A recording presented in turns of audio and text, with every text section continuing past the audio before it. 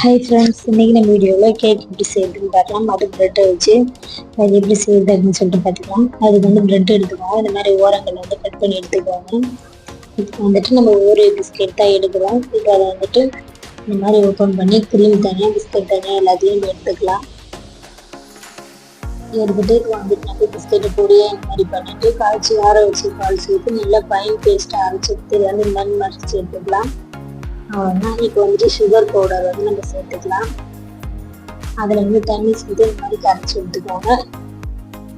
Next நம்ம இது மாதிரி வச்சுட்டு இப்போ நம்ம ப்ரெட் இருக்குங்களா அது மாதிரி வச்சுட்டு நம்ம இந்த மாதிரி அந்த பேஸ்ட் வச்சு தரவிட்டு இந்த மாதிரி நம்ம அடுக்கடுக்காக வச்சு செஞ்சுக்கலாம். நெக்ஸ்ட்டு இந்த மாதிரி பேஸ்ட் எல்லாத்தையும் தரவிட்டு இப்போ நம்ம டெக்கரேட் பண்ணிக்கலாம். நீங்கள் டைரி மில்க் சீவல் இருக்குல்ல துருவி கூட சேர்த்துக்கோங்க. அவ்வளோதான், நம்ம கேக் ரெடி ஆயிடுச்சு. இந்த மாதிரி வீட்டில் இருக்கிற பொருட்களை வச்சு குழந்தைங்களுக்கு ரெடி பண்ணி கொடுப்போம். ரொம்பவே டேஸ்ட்